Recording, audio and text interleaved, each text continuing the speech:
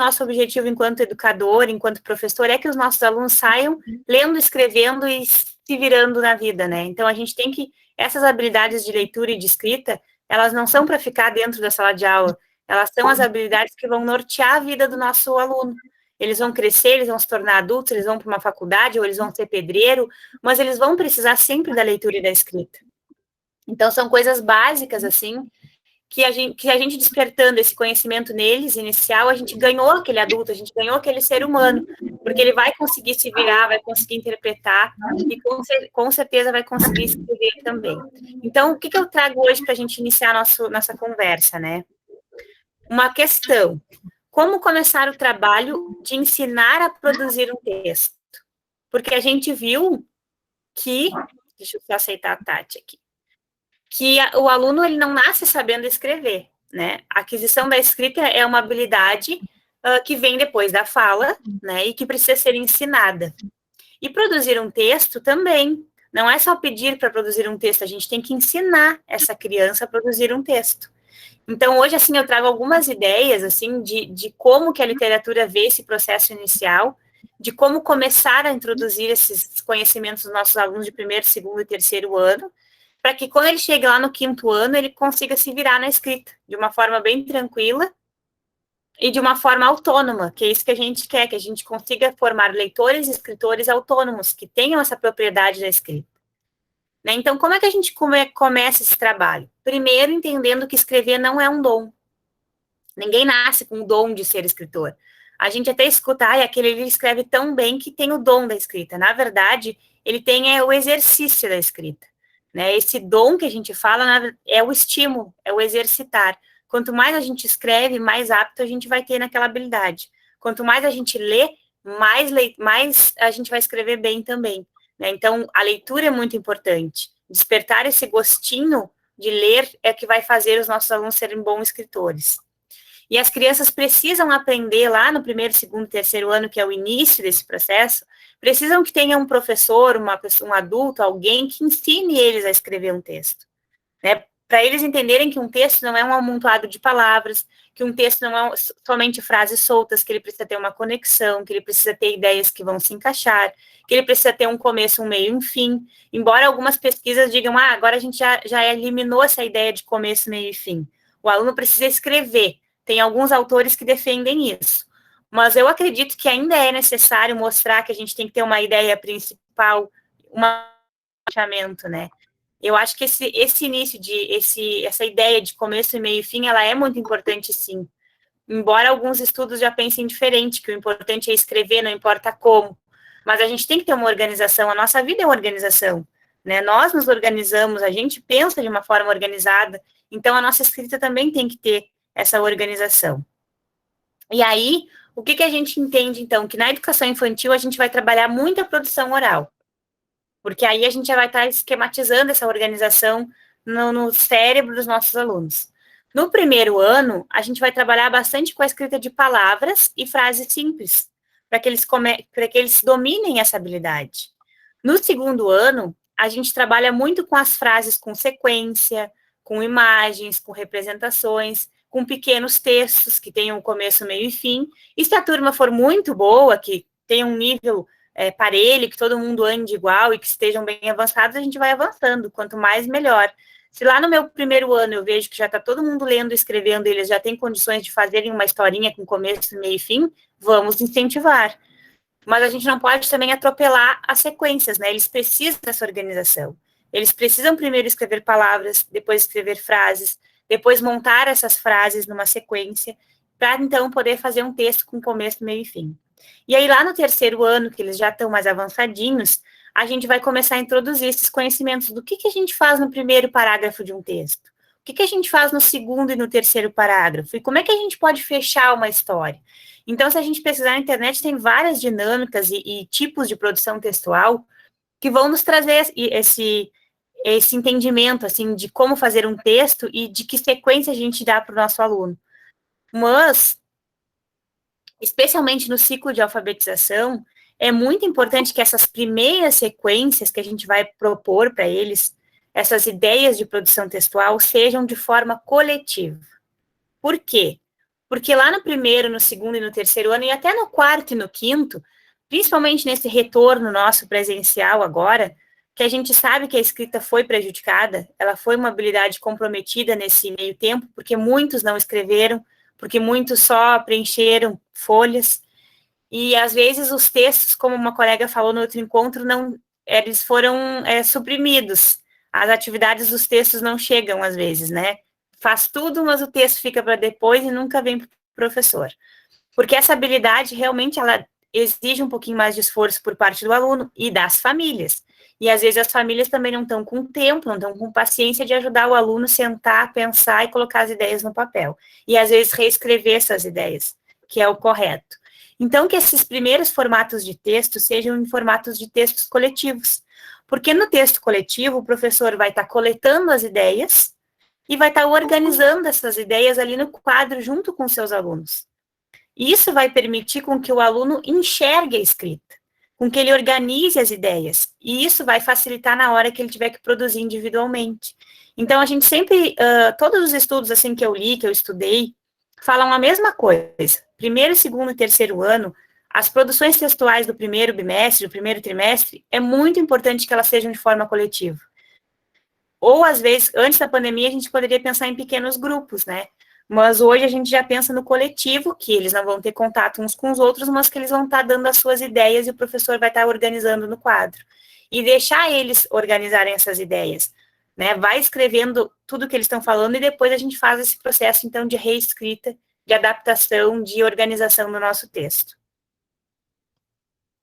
Como que a produção de texto é entendida ao longo desse cenário educacional que a gente vem vivendo? Então, eu trouxe essa partezinha introdutória, porque depois eu vou trazer umas dinâmicas, uma parte mais prática, e a gente precisa entender como é que vem sendo vista essa ideia de concepção de produção de texto ao longo das nossas diretrizes curriculares e ao longo também da história da educação. Então, bem inicialmente, produzir textos na escola era entendido como saber utilizar uma escrita correta. Então, eu tinha que ter uma ortografia perfeita, seguir regras da gramática normativa, e daí, então, a insistência que sempre teve, por um bom período nas aulas de língua portuguesa, daquelas análises morfológicas, sintáticas, né, da escrita de palavras e frases isoladas. Então, os textos eram compreendidos como um grande agrupamento de palavras e frases. E para escrevê-los, bastava que o aluno aprendesse a escrever e depois de alfabetizado, aprender a juntar frasezinhas gramaticalmente corretas. Então, por um bom tempo na história da educação, escrever um texto com qualidade era escrever um texto sem erros ortográficos, né? Então, era essa a ideia que se tinha. Se o meu texto não tinha erro ortográfico, show, perfeito. E hoje a gente já tem um pouco, as ideias um pouco foram, elas foram evoluindo, né, conforme o nosso público foi mudando. A gente já tem hoje outra concepção de texto. Lá nos anos 50, o que eram as produções de texto? O aluno era convidado a escrever um texto que atendesse às regularidades gramaticais. Então, ele tinha essa instigação do uso da imaginação, mas ele desenvolvia o texto dele, né, de uma forma original, mas sempre respeitando essas regras gramaticais. O importante era escrever as palavras corretamente.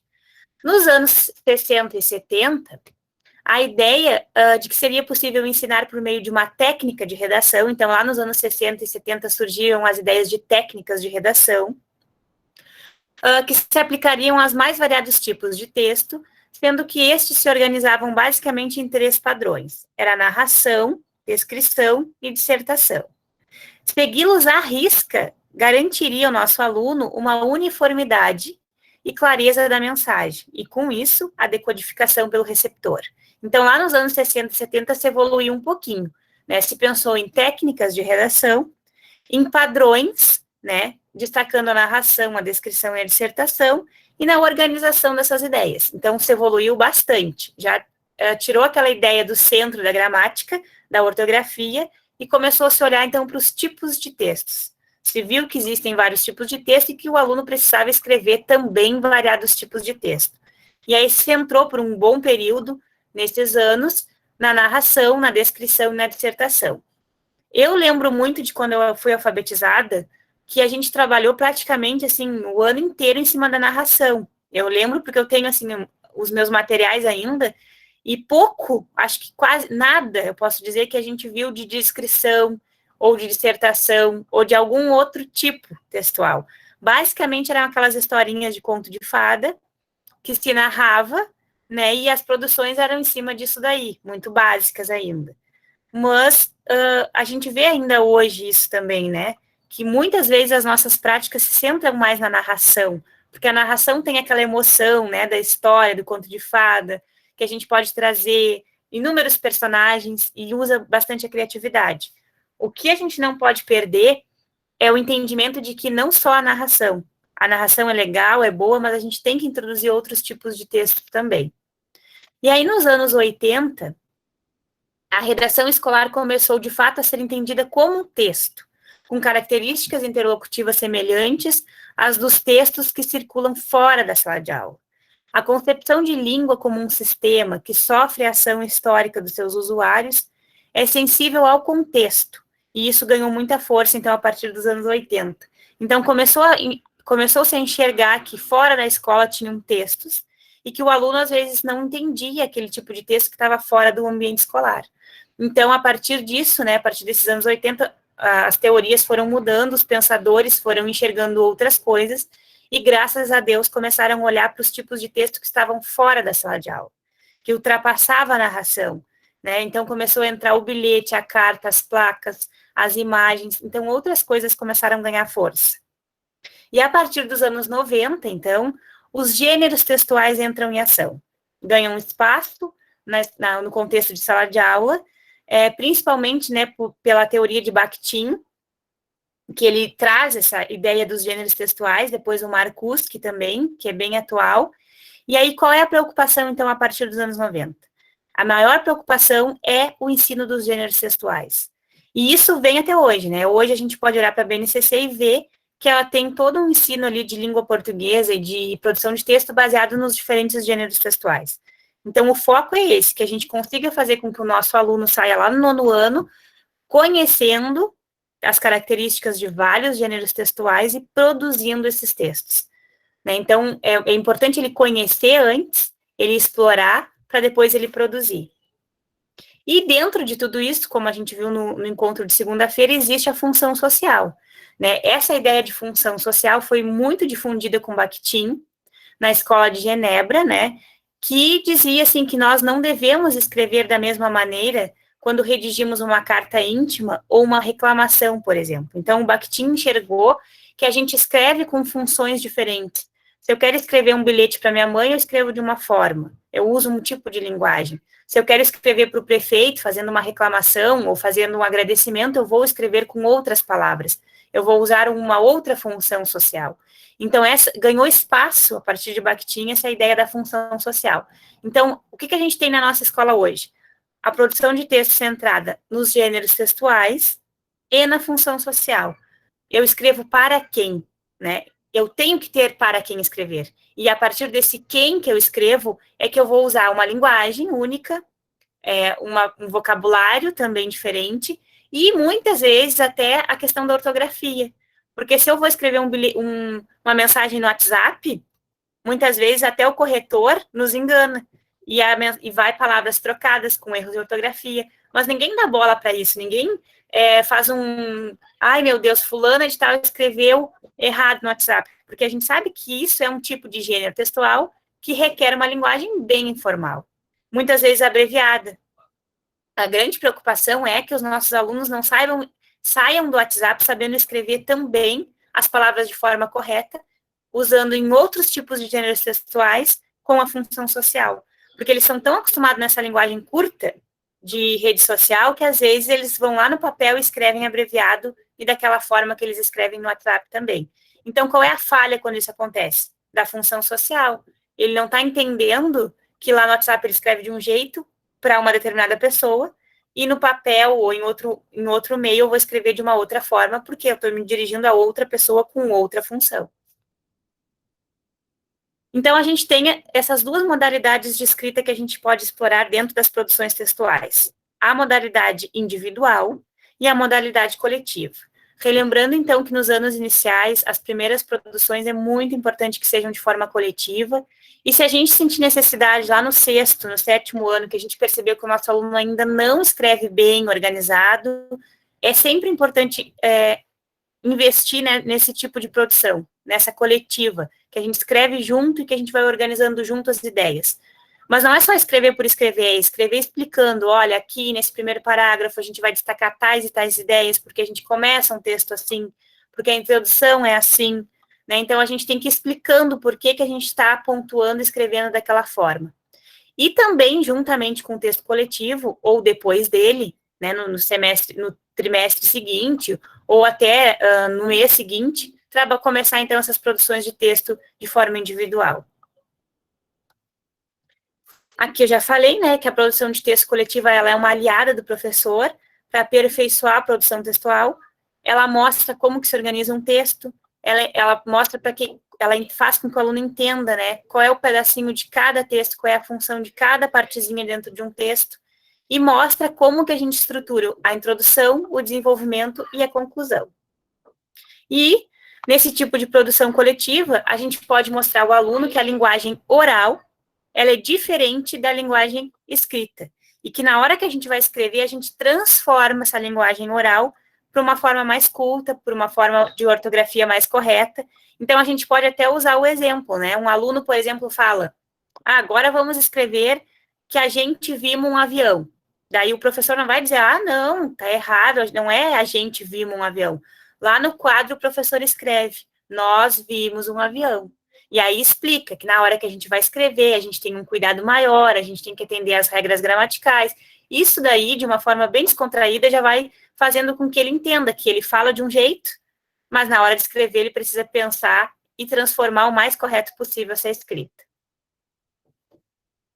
Levar em conta também a bagagem de conhecimento, né, que o aluno já traz, porque ele sempre tem uma bagagem, ele sempre vem com algum tipo de conhecimento, e aí fazer uma proposta de produção textual que o aluno já tenha suas ideias, que ele já tenha conhecido o gênero textual, que ele já tenha falado sobre o assunto, que ele já tenha visto um filme, que ele já tenha feito outras leituras, que ele possa ter essa bagagem para escrever. Porque simplesmente dizer, hoje nós vamos escrever um texto sobre o céu, bom, se eu não tenho nenhuma experiência, se eu nunca parei para analisar o céu, se eu nunca li nada sobre, vai ficar bem difícil a gente escrever.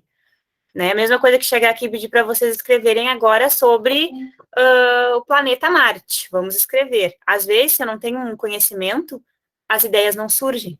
Porque as ideias só vêm da bagagem que a gente carrega, das histórias que a gente viveu antes, dos livros que a gente viveu, das viagens que a gente já fez, das brincadeiras que a gente já teve. Né? Então, todo o texto, por mais criativo, imaginativo que ele seja, carrega consigo um pouquinho das experiências do nosso aluno. Então, o ideal é que se trabalhe com uma sequência didática textual. Então, o que eu trago hoje para vocês? Uma proposta de trabalho pedagógico com uma didática textual. Né? A gente tem as sequências didáticas de aula, né, que a gente trabalha, assim, a gente escolhe um tema e aí a gente faz uma série de atividades sobre uma história, sobre um tema. Essa é a sequência didática. E aí, hoje, então, se tem a ideia de sequência didática para a produção textual. O que precisa ter dentro desse trabalho para que a gente atinja uma sequência didática textual? A gente precisa ter experiências em conhecer, em explorar, em produzir, avaliar o que eu produzir, revisar o que eu produzi, reescrever e partilhar. Né? Então, olhem para vocês verem que simplesmente uma atividade de produção textual semanal não dá conta dessa sequência didática textual. Se eu for pensar em trabalhar com os meus alunos com uma sequência didática textual, eu preciso me organizar para que, no mínimo, um mês eu trabalhe com a mesma ideia, com o mesmo gênero. Por quê?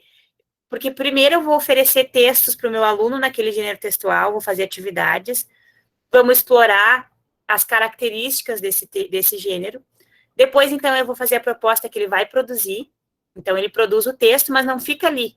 Ele produz e não encerra. Ele produz e eu vou avaliar enquanto professor, vou pontuar coisas que estejam erradas, que ele tenha que trocar, que ele tenha que mudar. Vou entregar o texto novamente para o meu aluno, ele vai revisar de acordo com as ponderações do professor, e ele vai fazer a reescrita. Ele precisa fazer o momento de reescrever aquele texto. E depois que ele fizer todo esse movimento, ele ainda precisa partilhar. Ele precisa contar para os colegas, ele precisa ler o texto dele para quê? Para que tenha função social. Porque se eu simplesmente deixar lá guardadinho no caderno, perdeu toda a função social da minha escrita. E isso vai desmotivando.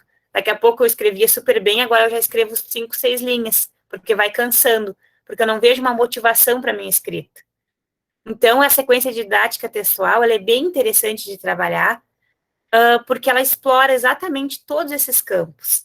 Primeiro o conhecer, depois o explorar, o produzir, e vejam que o produzir vem bem no meio da sequência, assim, eu vou produzir, mas não vai terminar ali.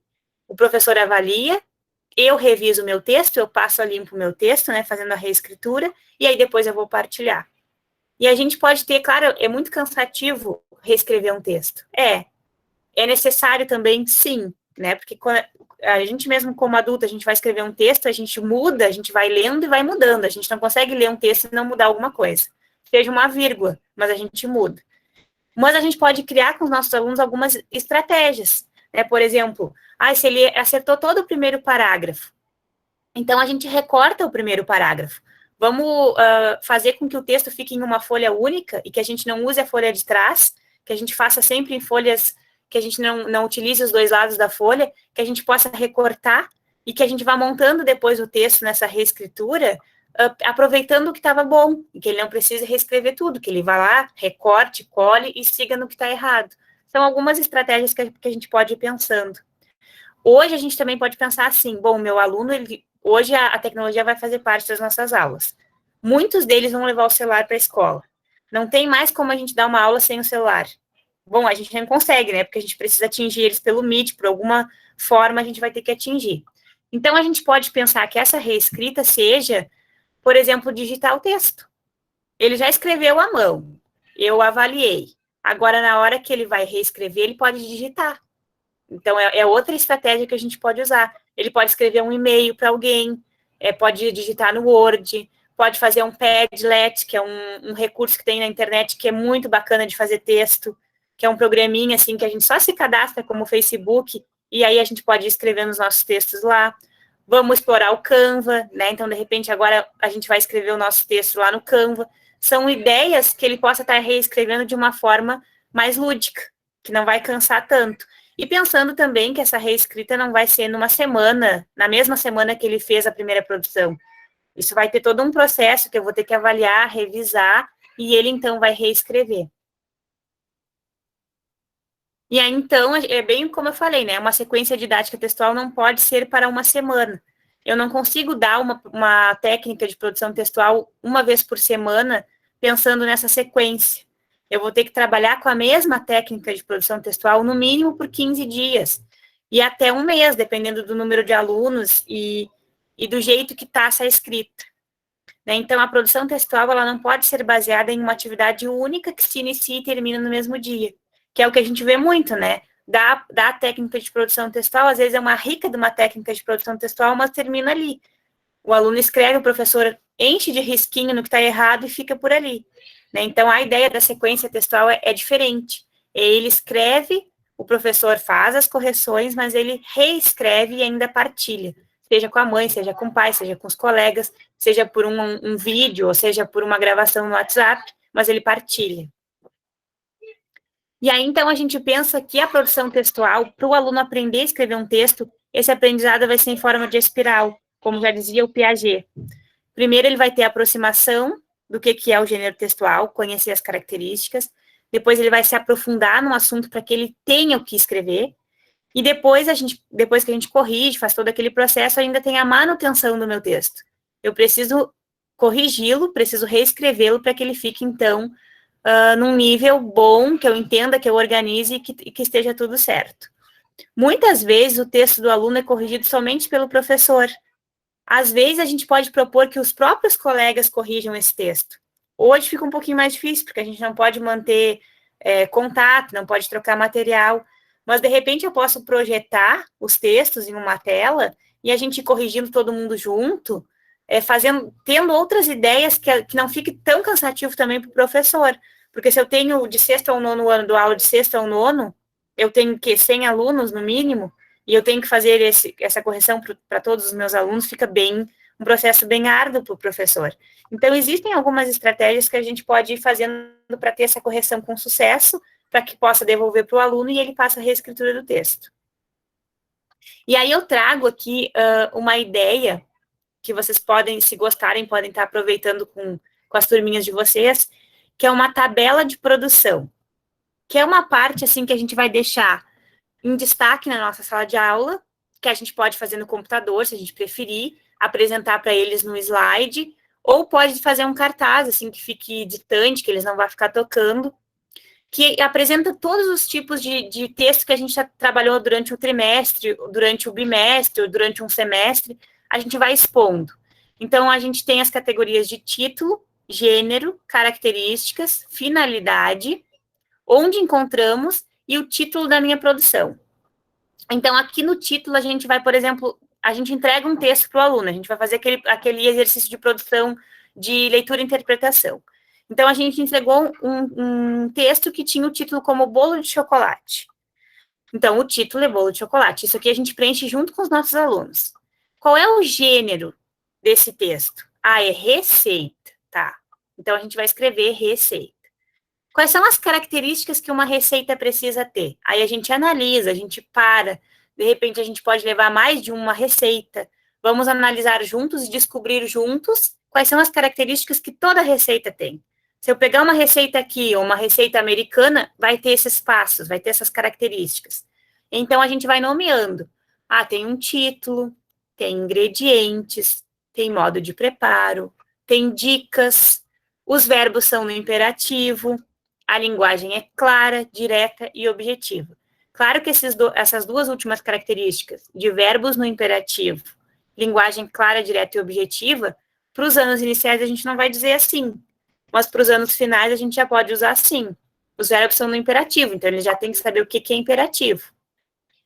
Para os pequenos a gente vai dizer, olha, os verbos são sempre de comando, misture, faça, corte, então a gente já vai introduzindo também essa ideia de imperativo. Depois a gente discute com a turma qual é a finalidade que uma receita tem. Aí eles mesmos vão dizer, para que serve uma receita? Ah, é para ensinar a preparar um alimento. Então a gente escreve lá, ensinar a preparar um alimento. E onde que a gente encontra esse tipo de gênero?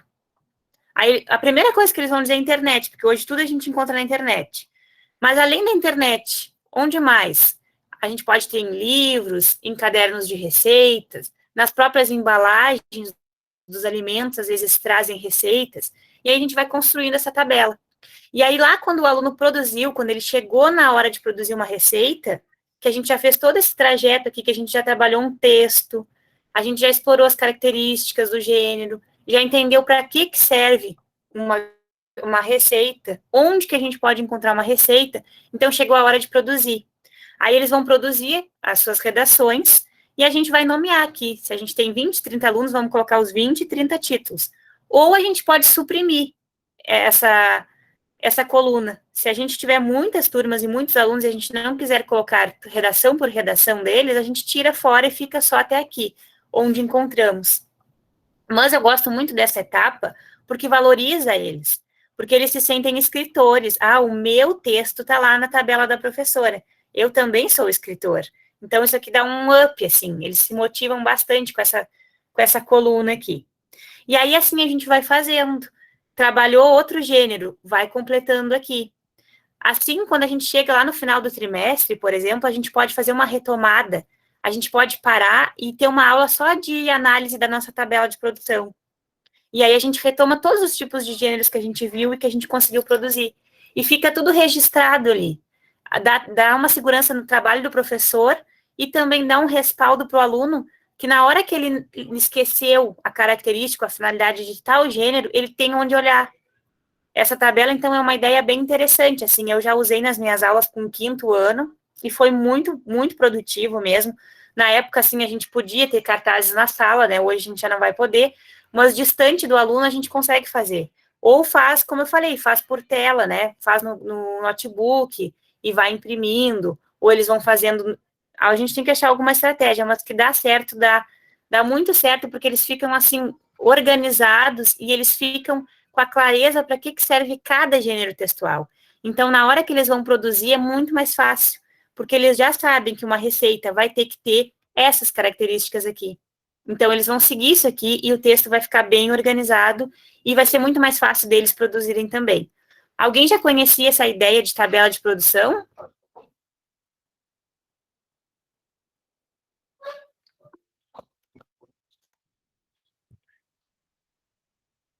A Luciara quer falar? Pode falar, Luciara. Já fez alguma vez, Luciara, com seus alunos? Já, parecido, claro. É bem legal, né? Dá super certo. E fica organizado e eles conseguem ir se baseando pela tabela na hora de produzir. É uma ideia, assim, muito bacana, assim, que eu já fiz e deu certo, por isso que eu repasso para vocês. E a Luciara agora me compartilha da ideia também, né? Sexto ano.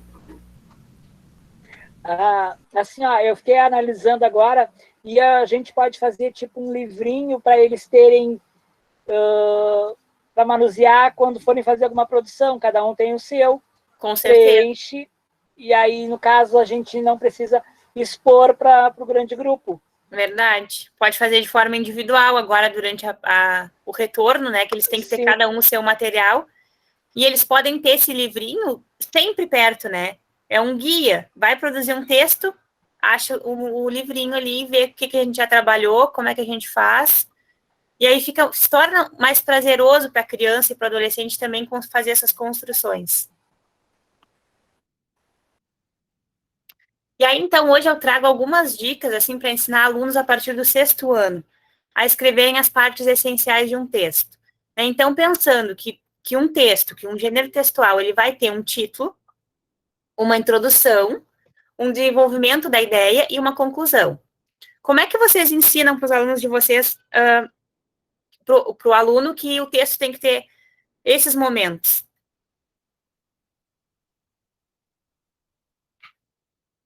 Alguém já teve que ensinar?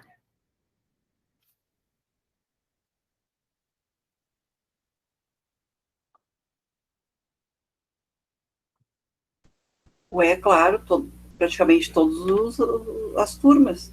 Se a gente não ensina, né, Luciara, eles não vão saber produzir. Então, produzem. É preciso que a gente ensine. Desenvolvimento, conclusão. E aí, como é que tu ensina, Luciara? Tu ensina todos juntos ou tu vai passo por passo? Hoje vamos aprender a introdução, amanhã o desenvolvimento e outro dia a gente ensina a conclusão, ou tu faz o texto único? Então, eu levo um texto único e vou explicando ali para eles. Mas até agora tem uma dica, pode levar por parte, as partes principalmente com o sexto. Tem sua dica aí, já vou anotar. Lá no nono e no 8º e 9º ano eles já dominam mais ou menos, né, essas partes. Mas por que eles dominam? Porque eles tiveram um professor atento lá no 6º que explicou para eles que um texto tinha que ter as suas partes, que não é simplesmente jogar ideias. A gente precisa ter as partes, né? Então, a importância desses professores que vêm de base, assim, do 1º ao 5º, depois do 6º, porque o 6º ano é uma etapa muito difícil de trabalhar. Eu sempre achei o 6º muito complicado, assim, porque eles estão naquela transição de anos iniciais para anos finais. Muito difícil.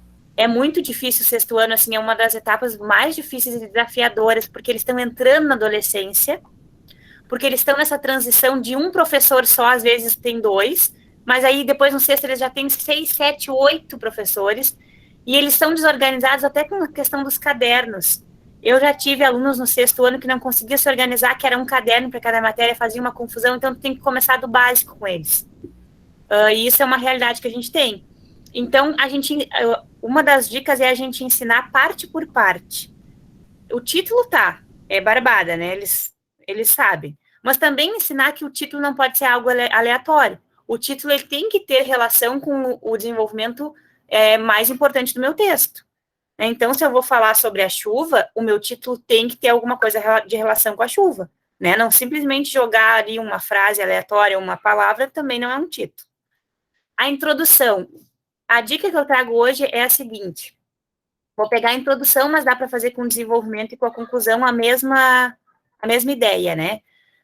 O que a gente pode fazer? A gente pode ter duas opções, ou a gente traz um texto único, né, completinho, e aí trabalha no mesmo dia, na mesma aula, explicando essa é a introdução, esse é o desenvolvimento, essa é a conclusão, e aqui a gente escreve tais e tais coisas, porque para introduzir a gente precisa ter esses elementos, a gente pode fazer assim. Ou a gente separa um texto em fichinhas, dá um pedacinho para cada aluno, com esses momentos separados. Um dia a gente trabalha a introdução, outro dia a gente vai trabalhar o desenvolvimento, e outro dia a gente vai trabalhar a conclusão do texto, de um mesmo texto, mas ele está separado, né, ele está fragmentado. E aí, o que a gente pode fazer, então, para ensinar o nosso aluno a iniciar uma introdução? A gente pode separar várias introduções do mesmo gênero, né? Então, por exemplo, eu escolhi notícia. Então, eu separo várias notícias, umas 4 notícias. E aí, eu separo a introdução dessas notícias. Das 4 que eu selecionei, eu vou trazer só a introdução. E aí, eu vou oferecer para o meu aluno. Ele vai fazer a leitura, e aí a gente vai perguntar, o que tem de igual nas 4 introduções? Quais são os elementos que nas 4 introduções apareceram? Ah, foi o nome de uma pessoa, foi o fato ocorrido, o que foi? E aí eles vão descobrir o que as introduções, embora diferentes, de reportagens, de notícias diferentes, trazem em comum. O que elas trabalham em comum? Ah, é a descrição do lugar, é a descrição do fato, e aí a gente vai nomeando no quadro junto com eles. E aí eles vão descobrindo como é que se faz uma introdução. Então, é legal fazer essa análise, assim, de várias introduções, de vários textos do mesmo gênero, para eles se darem de conta que, embora o conteúdo seja diferente, os passos que uma introdução tem que ter são os mesmos. E aí eles conseguem, eles próprios vão fazendo essas organizações mentais, a gente coloca no quadro, faz o nosso esqueminha, já pode preencher, de repente, até uma sequência ali de tabelinha, como eu apresentei na anterior, e isso vai facilitando na hora que ele vai escrever. Daí, na outra semana, a gente pode trazer o desenvolvimento desse mesmo texto, dessa mesma notícia. E depois a gente trabalha a conclusão. E aí, depois disso, a gente, então, pode pedir para ele produzir. Se eu quero produzir primeiro a introdução, posso fazer isso. Se eu quero produzir todo o texto completo, também. Mas se eu acho que os meus alunos não sabem fechar, organizar esse texto dessa maneira, assim, com uma introdução, um desenvolvimento e uma conclusão, é interessante essa ideia de partes. Porque, às vezes, fragmentando, eles se dedicam mais para aquele momento, para aquela introdução, e aí eles conseguem aprender muito mais fácil e muito mais efetivo também. Então, aqui eu trago um exemplo, assim, eu quero trabalhar conto de fadas. Então, eu vou trazer vários começos, várias introduções de contos de fadas diferentes. E aí eu vou perguntar para o meu aluno, o que se repetiu? O que acontece em todos os começos de conto de fada? Qual é a primeira coisa que se conta nessas histórias? E aí a gente pode descobrir que vai contar quem é o personagem, onde que ele está, fazendo o quê. Então, a maioria dos contos de fada vai vir nesse formato. Na primeira página, lá na introdução, ele vai apresentar o personagem, vai dizer onde que ele está e fazendo o quê. Então, já dá uma ideia, tá, na hora que eu for fazer o meu conto de fada, então, no primeiro parágrafo, na minha introdução, eu vou apresentar o meu personagem, vou dizer onde que ele está e fazendo o quê. Já temos um começo bem interessante. E aí, agora eu trago para a gente uma dinâmica de texto coletivo. Então, nós vamos produzir um pouquinho. Essa ideia é bem interessante para qualquer adiantamento, desde o 3º até o 9º ano.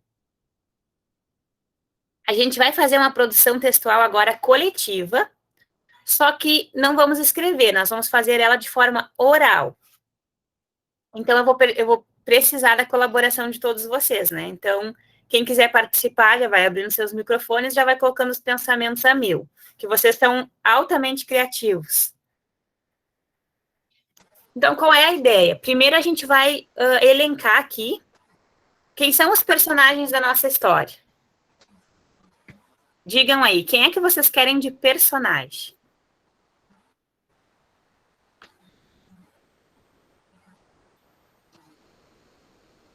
Eu vou anotar aqui. Quem que poderia ser o personagem ou os personagens dessa história?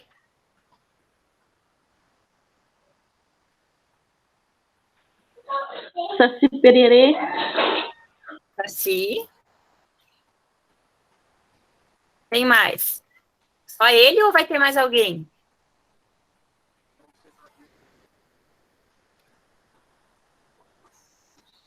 Uma vovó. Tá. Uma vovó. Só esses dois? Então tá. Qual vai ser o lugar que vai acontecer essa história?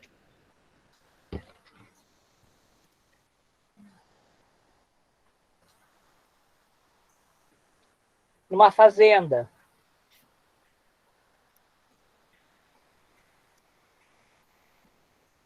Uma fazenda.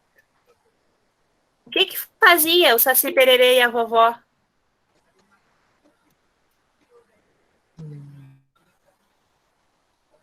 A vovó estava, assim, apavorada com sumiços de coisas na sede da fazenda. Vocês estão olhando muito Sítio do Pica-Pau Amarelo.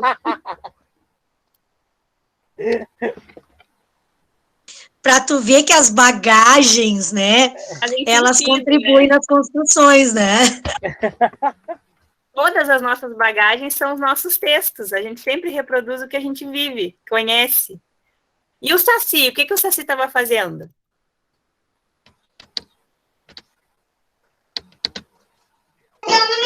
Jogando futebol. Ai, coitado. Gostei. Como é que acabou essa história?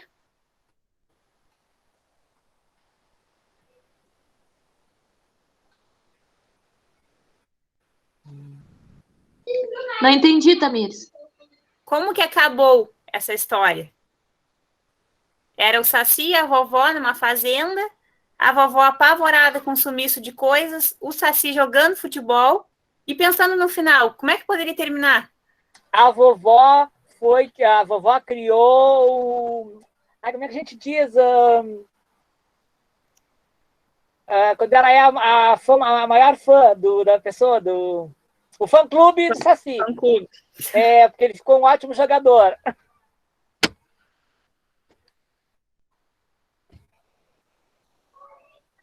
Eu já ia dizer que a vovó era a técnica do time.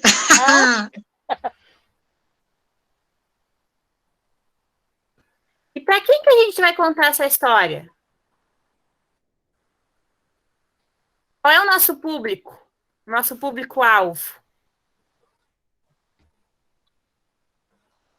São crianças? São adolescentes? São idosos? São para os nossos filhos, para os nossos alunos, para os nossos netos? Eu levaria para os meus alunos.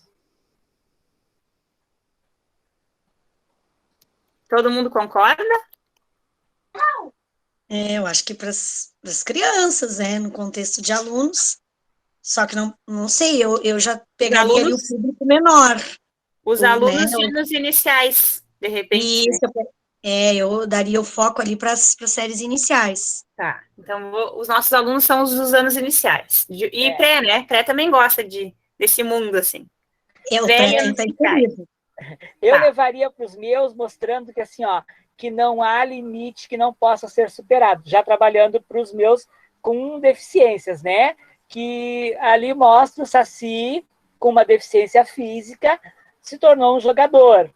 Então, que para ninguém há uma coisa que não possa ser feita. Todos têm as suas oportunidades da maneira que conseguem realizar. Por isso que eu levaria para os meus alunos nesse contexto. E para os menores também da educação infantil, eu acho que era um público-alvo também. Olha a imaginação do seu José. Olha toda a função social que ele criou dentro de 1 minuto numa dinâmica de produção textual. Então, é exatamente isso que a gente tem que despertar nos nossos alunos. É essa bagagem que a gente carrega e que a gente não tem como se desprender dela na hora de escrever. Eu escrevo o que eu sou, o que eu vivo, o que eu faço, o que eu já li, o que eu já ouvi. Isso é fato. Os nossos alunos também. Se eles não têm ideia, se eles não viveram nada, se eles não leram, se eles não têm bagagem, eles são muito pobres de escrita. Então, eles não têm como nos oferecer um texto melhor do que aqueles que eles produziram, porque eles não têm condições para fazer. Então, e aí tá a função social. O que eu vou fazer com o meu texto agora? Olha a função social que o seu José fez. Ele já fez toda uma aula, né? Já idealizou toda uma aula de adaptação, de motivação para os alunos dele que são um público-alvo da educação especial. Né? Então, a gente precisa criar essa função social. É isso que às vezes falta na nossa sala de aula. Mostrar para o nosso aluno, tá, quem que vai ler esse texto? Para quem que eu vou contar esse fato, essa história? E quando a gente cria essa função social, parece que assim, ó, as coisas vão surgindo e vai dando certo. Só que a nossa dinâmica não para por aqui. Ela é dinâmica de produção oral. Então, a gente sabe que os nossos personagens são o Saci e a vovó, que eles estão numa fazenda, que a vovó estava apavorada com o sumiço de coisas. Isso é um fato que a gente não pode ignorar, porque depois a vovó ficou super fã do Saci, mas a gente não pode esquecer que ela estava apavorada com o sumiço de algumas coisas. O Saci estava jogando futebol, só que isso tudo terminou com a vovó super fã do Saci, criando um fã-clube. E para quem que a gente vai contar vai ser para as nossas crianças. Então, agora eu vou apresentar aqui novamente. Agora é que vem o bonito da história. Vocês já estão enxergando o grande de novo? Sim, né? Sim. O que a gente vai fazer agora, então? Eu vou deixar aqui para a gente não se perder, para a gente saber que os personagens é o Saci, a vovó, o lugar que eles estão e tal. Só que a gente vai ter que criar uma história com esse começo aqui, ó. Numa manhã chuvosa do mês de junho. Só que a gente vai ter um tempo. Eu vou dizer, por exemplo, Tati, continua essa história de forma oral. E a Tati vai continuar. Lembrando quem são o personagem, o lugar, o que eles estavam fazendo e qual é o desfecho da história. Eu vou contar 2 minutos para a Tati e a Tati vai dizer, Luciara, agora é contigo, continua a minha história. Só que não tem nada escrito, tudo de forma oral. Então, a nossa memória tem que estar ativa para a gente não se perder nessa história. Vamos ver se foi no banheiro. Viu, Tati, foi no banheiro. A Carla não consegue falar, né, Carla? Então, a gente nem vai te chamar. Alguém gostaria de começar ou eu posso escolher?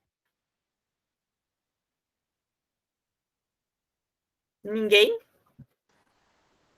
Então, que nem alunos agora. Então, o início é numa manhã chuvosa do mês de junho. Eu vou começar e vou passar a bola para alguém. Numa manhã chuvosa do mês de junho, estava a vovó, sentada na sua cadeira, lendo um livro de histórias. Vou passar para a dona Orestina.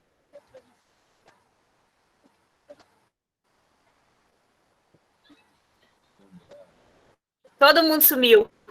Me abandonaram.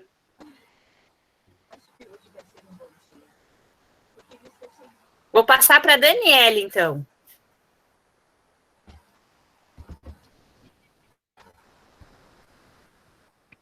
Ela estava lendo seu livro de histórias quando de repente pensou: bem que eu poderia fazer um tricô.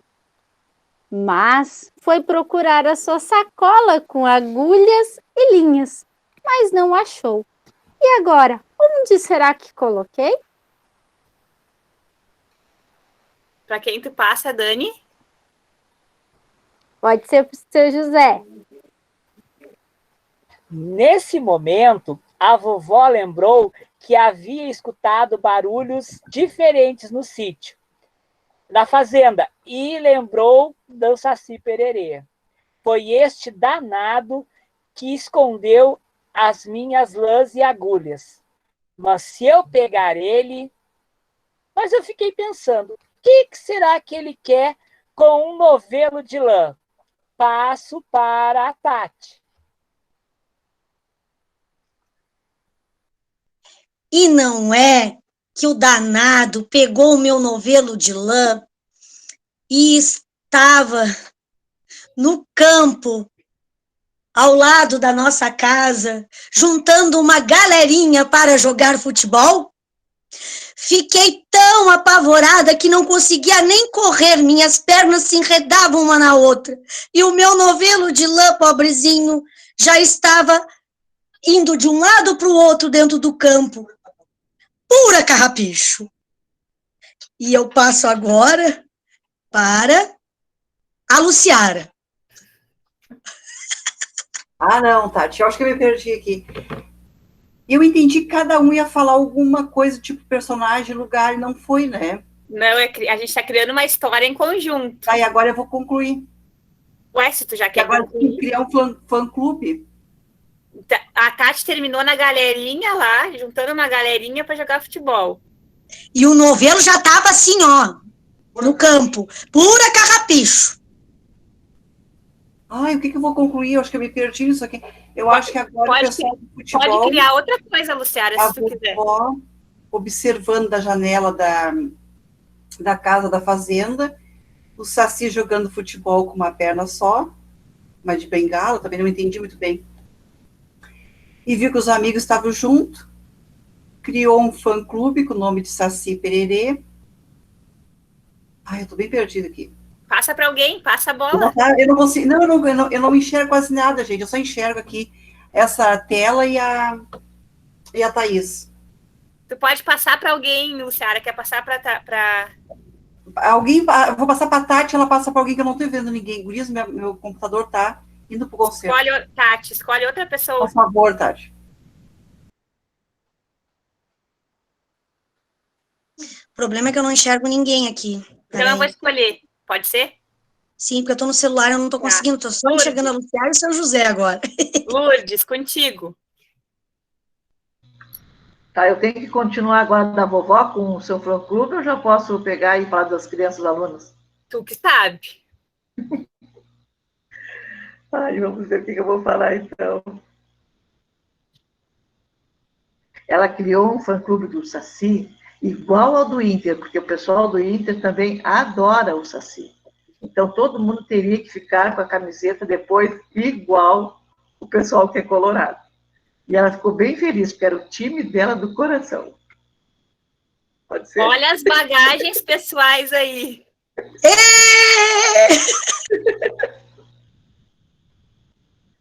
Então, chegamos a um final de história? Podemos dizer que sim? Podemos, mas... Podemos. Foi fácil? Mas que desafio também. Não foi fácil, né? Porque não é fácil. A gente criar um texto não é fácil. E a gente manda os nossos alunos a fazer produção de texto como se fosse a coisa mais fácil do mundo. E não é fácil. Então, eu fiz essa dinâmica de propósito, para desafiar vocês e para mostrar que quando a gente dá uma técnica de produção textual, não é fácil começar, não é fácil desenvolver e não é fácil concluir. É muito difícil. Posso contar uma experiência? Claro, Lourdes. Quando eu estava, acho, na terceira ou quarta, quinta série, não sei. Aquela época, vinha as provas da SMEC, acho que ela chamava aquela época. E veio para nós contar na redação, que a gente fazia uma sabatina, como eles falavam, né? Quem passava, quem acertava. Num dia havia várias cores para a gente resolver, né? Para ver se ia ser aprovado ou não. E para nós caiu a história que a gente fala sobre o sítio do Pica-Pau Amarelo. Ninguém na escola conhecia, a gente não tinha nem televisão para falar quase sobre isso, né? E poucos que tinham também nem assistiam, olha lá, assistiu o Silvio Santos. Então, a gente não sabia nada do sítio do Pica-Pau Amarelo. Acho que todo mundo da nossa turma rodou, na realidade. Isso aí. Nem sei o que eles decidiram depois na SMED, o que a professora pôde fazer por nós lá, para a gente ser aprovado por causa dessa historinha aí, né? Então, a gente fica pensando, às vezes, quantas coisas que nossos alunos não conhecem também, né? E a gente pede para eles falarem algum assunto. Agora, até eles podem pesquisar na internet, quem tem condições, mas quem não tem, é complicado. É verdade, Lourdes. E esse teu relato só mostra que não quero dizer que vocês não sabiam. Se fosse um conhecimento da altura, da realidade de vocês, vocês iam se dar super bem na prova. E quantas vezes os nossos alunos reprovam porque eles não têm essa bagagem, porque eles não conseguiram escrever, porque eles não sabiam o que escrever, porque eles não tinham conhecimento para interpretar aquele texto daquela forma que a gente deu. Né? Então, a gente tem que ter esse olhar sensível também para esses gêneros, que não é apenas trabalhar 1000 gêneros, porque a BNCC quer que a gente trabalhe, mas é a gente explorar ao máximo um gênero 2 gêneros e ter a confiança de que o meu aluno sabe produzir aquele gênero dentro do que é esperado. Às vezes a gente tem uma ânsia de oferecer muita coisa e nesse oferecer, a gente não se dá de conta que o aluno não está conseguindo. Que é muita informação e que ele não tem uma bagagem que seria importante ele ter naquele momento. E a produção de texto é exatamente isso. Se eu não tenho a bagagem, se eu não sou um leitor, eu não consigo fazer. Eu faço de qualquer jeito para me ver livre, para dizer quantas linhas eu tenho que fazer, para juntar 5, 6 linhas e terminar de uma vez. Mas eu não boto sentido naquilo que eu estou fazendo. Né? Então, essa dinâmica dá para a gente fazer com os alunos? Dá. Ela é bem difícil, mas a gente pode fazer. E aí, sabe como é que ela termina? Da primeira parte, então, a gente escolhe, faz todo esse planejamento aqui, quem são os personagens, o lugar, o que fazia, tal. Isso aí já dá uma ideia, né? Depois a gente desafia os alunos a fazerem essa história de forma oral, cada um construindo um pedacinho e passando para o outro. A gente quase nem tem tempo de pensar, a gente tem que ir falando e construindo essa história. E o meu colega tem que ter o olhar atento e escutar muito para não se perder. E aí, depois, no final da técnica, a gente pede que um aluno, um só, reproduza toda a história. Para aqueles que não conseguiram entender, para aqueles que se perderam. E o interessante é que ele não vai produzir exatamente como a gente falou. Então, se eu pedir agora, vamos ver. Vou escolher alguém aqui. Regina, tá por aí, Regina?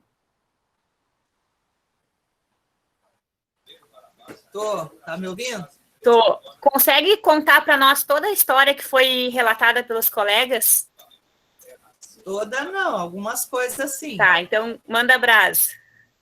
Eu esqueci o iniciozinho, como é que é? Vou botar aqui. Uma manhã chuvosa do mês de junho. Numa manhã chuvosa do mês de junho, vovó estava sentada em sua cadeira, lendo um livro. Aí, acho que, de repente, ela ficou com vontade de fazer tricô, não achou, e foi procurar e não achou. Aí, ela ficou pensando, mas o que aconteceu com a cesta de tricô dela? Aí ela se lembrou, deve ter sido o Saci. Mas o que o Saci quer com a minha cesta de tricô? E saiu a procurar por ele. E encontrou ele num campo jogando com um novelo de lã, com outras companhias. E ela ficou parada olhando aquela lã dela toda cheia de carrapicho, voando no meio das crianças, do Saci, dos companheirinhos dele.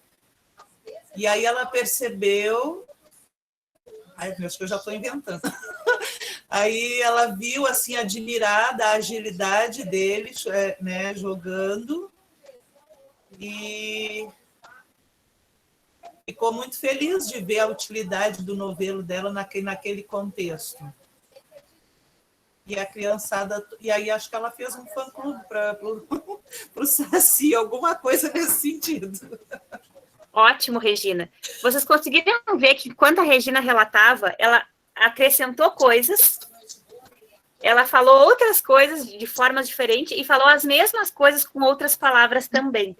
Então, esse processo, assim, ó, a gente pode trabalhar muita coisa com os nossos alunos, até a questão da fofoca, né? Cada vez que se passa a história, quem conta aumenta um ponto.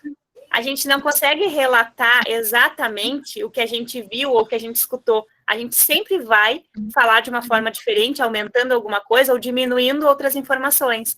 Então, a partir de uma técnica de produção de texto, a gente pode trazer muitos assuntos para a nossa sala de aula.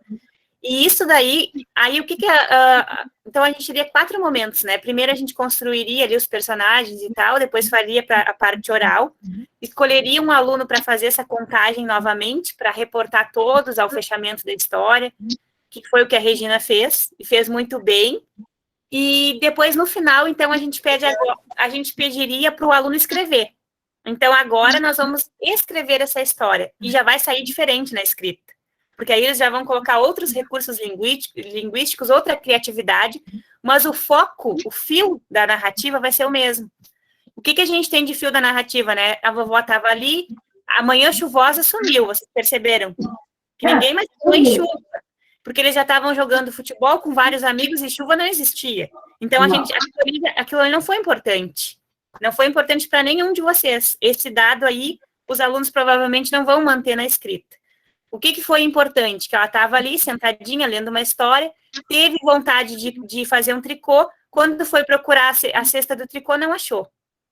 E aí ela foi pesquisar, procurar onde é que estava, e viu que estava o Saci, jogando com o novelo dela lá, cheio de amigos na volta, e ela se admirou com aquela atitude, adorou ver ele jogar, e criou um fã-clube. Na verdade, a gente nem tocou na questão, né, da deficiência dele, como que ele estava jogando. Isso tudo a gente pode ir explorando depois, em um outro momento. Tá, mas como é que o Saci estava jogando se ele não tem uma perna? Isso tudo a gente pode trazer como problemáticas para eles criarem soluções para as próximas histórias, ou até para essa história que agora eles vão ter que escrever. Então, a escrita é o último momento. Depois que a gente fez toda essa lavagem, que a gente criou toda essa história, que a gente deu toda uma introdução, um desenvolvimento e um fechamento, e eles vão escrever, então. E, com certeza, se a gente tiver 30 alunos, a gente vai ler, as 30 histórias vão ser diferentes, com o mesmo fio de narrativa, mas as 30 histórias diferentes, porque eles têm bagagens diferentes, eles vão criar coisas ali no momento, alguns vão ir para um lado, outros vão puxar mais para o outro, e vão dar outros fechamentos também, mas a gente vai manter esse fio da narrativa. Por que eu estou falando tanto no fio da narrativa? Porque esse fio da narrativa também faz toda a diferença na interpretação de um texto. Às vezes eu não preciso entender todo o texto e me detalhar e saber todo o significado de todas as palavras, mas eu tenho que ter um fio condutor na minha leitura, que não vai deixar eu me perder do que realmente é importante. Porque esses fatos, assim como manhã chuvosa, detalhes que não fazem diferença na história, eles também não são tão importantes para a gente interpretar e para a gente escrever. Então, uma simples dinâmica, eu acredito que vocês já devem conhecer essa dinâmica, nos traz muitas possibilidades para a gente explorar a escrita.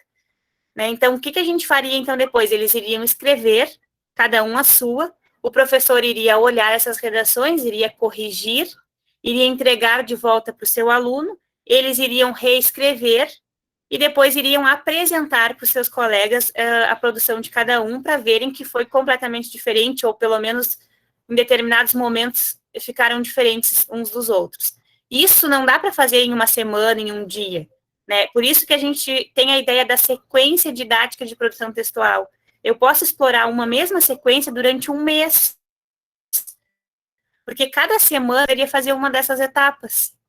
A gente iria fazer a parte oral, depois a gente faria a parte escrita, depois a gente revisaria, passaria limpo, então contaria. Então, olhem quanta coisa a gente tem para trabalhar em cima de uma técnica de produção textual.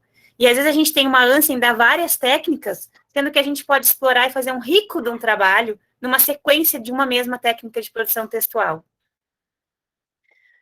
Não sei se alguém quer comentar alguma coisa, já posso passar para o próximo momento.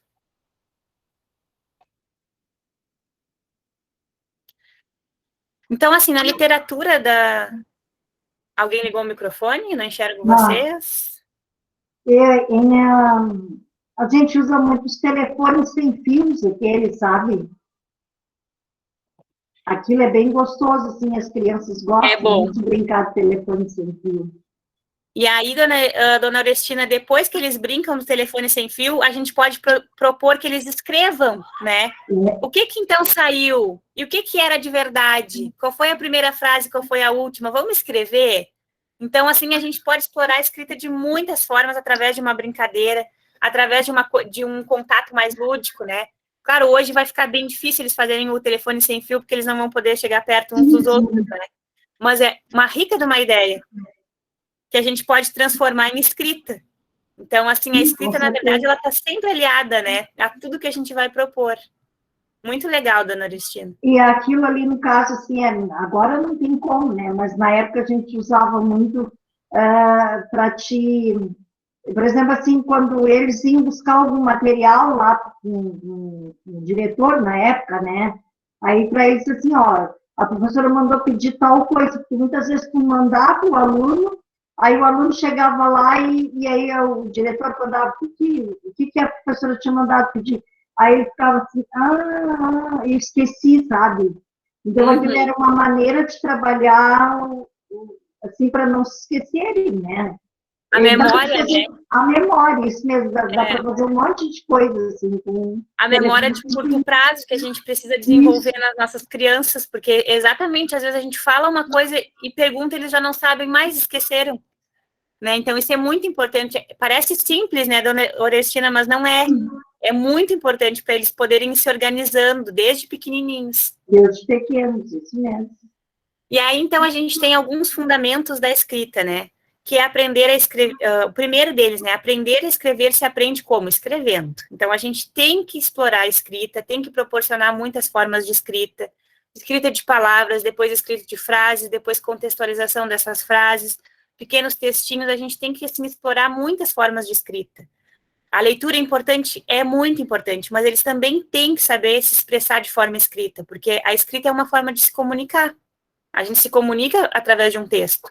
E às vezes a gente se comunica muito melhor e muito mais eficientemente através da escrita do que na fala, porque tem pessoas que não conseguem falar, em público, por exemplo. E através da escrita conseguem se comunicar muito bem. Então, a gente tem que explorar essa habilidade de escrita de diferentes formas, deixar eles escreverem. Depois a gente corrige, depois a gente reescreve. Mas eles têm que escreverem, eles têm que ter esse gostinho de escrita. Para escrever, nós podemos fazer notas e um planejamento.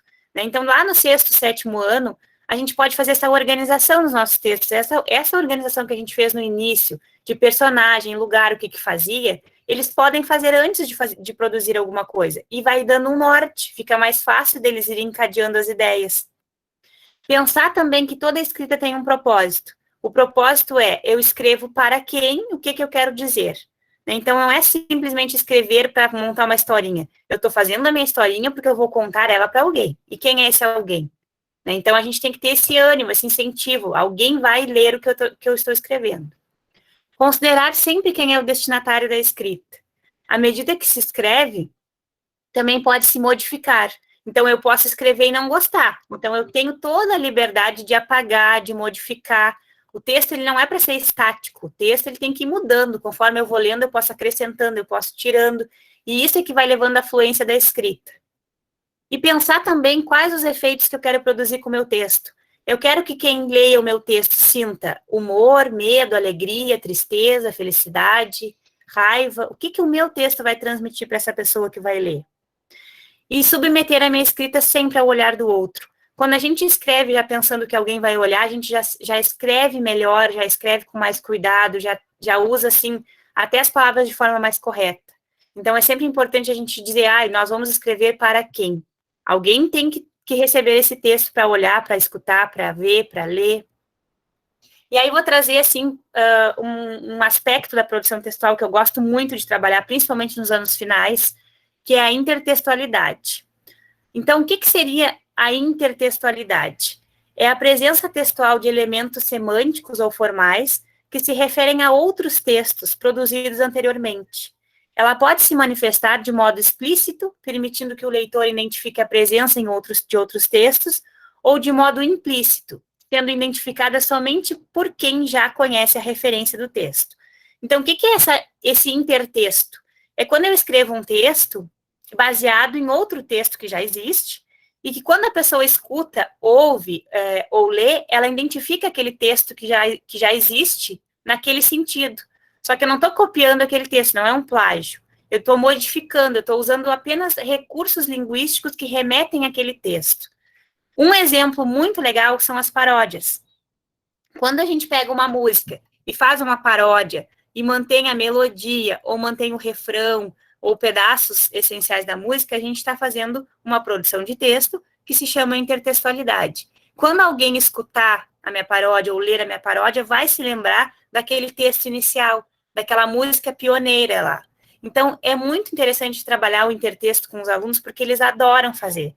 Eles se motivam para fazer, e assim é uma maneira de explorar diferentes tipos de escrita. A gente pode explorar as imagens, palavras, frases. Então, eu trago aqui alguns exemplos, né? Então, a gente tem o símbolo inicial, que é puma, né? Daí já surgiu fuma e pumba. não são a mesma coisa, não dizem a mesma coisa, os desenhos não são iguais, mas faz referência ao modo com que foi escrito e foi estruturado, a maneira com que o desenho se apresentou, assim, por cima da palavra, faz referência. Para quem conhece a Puma, olha esses dois aqui e logo, logo vai se lembrar do texto referência, que é esse daqui. Outro exemplo de intertextualidade que cai muito no Enem são as imagens. Cai muito, assim, ó, direto. Se pegar uma prova do Enem, cai muito isso daqui. E isso a gente já pode trabalhar lá desde os pequenininhos. Eles já vão estar se preparando para uma etapa lá adiante, mas que já vai estar construída, assim, construindo as suas bases. Então, eu tenho a figura principal, que é a Mona Lisa, né? Eu tenho a imagem de Mona Lisa. Um texto também é imagem. A imagem significa e diz muito. Então, a gente tem aqui vários tipos de intertextos. A Mona Lisa Mônica, essa outra Mona Lisa, a Mona Lisa Bombril. Todas elas são diferentes, mas todas elas têm a postura de Mona Lisa, e se a gente olhar separadamente, a gente vai ver que a Mônica está se remetendo à obra de arte Mona Lisa. Se a gente olhar essa propaganda aqui, Bombril, logo, logo a gente se remete à Mona Lisa também. Mas ninguém disse nada, ninguém falou que era para fazer referência para a Mona Lisa. Nós mesmos, com nossos conhecimentos, fazemos esse tipo de intertexto.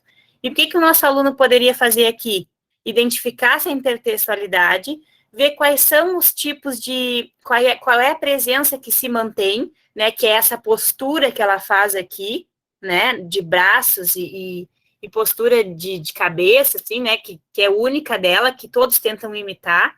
O fundo pode mudar, vocês podem ver que os fundos são diferentes. Aqui mesmo está fazendo uma alusão ao Bombril. E o nosso aluno poderia estar criando aqui uma releitura dessa Mona Lisa, e criando a Mona Lisa dele, ou com uma foto dele, ou com uma pintura, um desenho, colagem. E aí, depois disso, ainda se eu quero explorar a escrita, eu posso pedir que ele escreva sobre, que ele faça uma descrição, posso estar trabalhando o tipo de gênero descritivo, pedir para ele descrever a Mona Lisa verdadeira e a Mona Lisa criada por ele. Então, em cima de uma atividade que é bem lúdica, bem legal, a gente pode trazer depois a escrita. Aqui tem uma releitura da Santa Ceia, né, com os robozinhos, bem atual, assim, tudo que tecnológico, moderno, né? Então, hoje a Santa Ceia é vista de um outro ângulo. E agora eu pergunto para vocês, qual é o texto de intertextualidade do texto 1? Peixinho sem água, floresta sem mata, é o planeta assim sem você. Rios poluídos, indústria do inimigo, é o planeta assim sem você. Qual é o texto primeiro, a fonte, a matriz, que gerou esse texto, esse intertexto aqui? Poluição. Tá parecendo uma paródia. O tema central desse texto é o meio ambiente, poluição e tal. Mas qual foi o texto primeiro que um autor conseguiu escrever em cima e criar isso daqui? É uma paródia, mas é uma paródia de qual texto? É uma música do Claudinho Bochecha. Exatamente. É isso mesmo. Então, qual é o primeiro texto? É aquele lá, né, do Claudinho Bochecha. Alguém muito esperto, muito criativo, pegou aquela música que fez muito sucesso e criou em cima dele um outro texto, que remete a ele, mas não é igual. Tem um assunto diferente, traz outro tema, né, traz o meio ambiente, aqui traz a poluição, traz a destruição do planeta, mas a gente vai ler e a gente vai se lembrar daquela música. Então, quando a gente se lembra, eu estou fazendo um processo de intertextualidade. E os nossos alunos, com certeza, se a gente falasse, eles iriam identificar também, né, porque é uma música bem conhecida. Então, esse aqui é um tipo de intertextualidade com texto escrito. E aí, o que eu posso propor para os meus alunos? Vamos fazer uma intertextualidade também daquela música. Posso trazer a música, posso tocar, cantar com eles, posso fazer com que eles escutem, podemos fazer uma leitura e interpretação da música original, e depois eles podem fazer uma intertextualidade. Escolhe um tema e vamos fazer só do refrão, só de uma estrofe, mas vamos escrever alguma coisa que se remeta àquele texto, mas que sejam com outras palavras. Aqui tem um exemplo de história em quadrinho, né, de tirinha. Qual é a intertextualidade que existe nesse texto? Mônica se olha no espelho e diz: espelho, espelho meu, existe alguém no mundo mais bela do que eu? O que lembra vocês? Um conto? Qual Branca conto? de Neve. Uhum, exatamente. Então, de cara, a gente consegue ver que é uma história diferente, é uma tirinha, personagem é a Mônica, não é a Branca de Neve, mas ela está fazendo referência àquele texto lá do Conto de Fadas Branca de Neve. E eu posso propor também que o meu aluno agora, então, faça a sua intertextualidade a partir do conto primário, que é Branca de Neve, ou enfim, qualquer outro conto, assim como a Mônica fez. E aqui, horta de elite. Se não for hortifruti, pede para sair. Meu Deus, o filme. Pede para sair. Uhum. Então, Sim, a gente tem filme Tropa de Elite, esse? Isso mesmo. A gente teve, então, aqui um exemplo de intertexto com imagens da Mona Lisa, porque é importante a gente trabalhar o texto em imagem também, é um tipo de gênero. A gente tem com texto mesmo, né, de música, que a gente pode trazer a música, que é algo super legal de trabalhar na sala de aula. Tem uma tirinha, uma história em quadrinho, e ainda temos um intertexto de filme. Só vai conseguir fazer essa relação quem conhece o filme. Quem não conhece o filme não vai conseguir. Então, por isso que a gente tem que ver, tá, vamos trabalhar a intertextualidade, vamos. Mas será que o meu aluno sabe fazer essa intertextualidade? Será que ele já olhou o filme?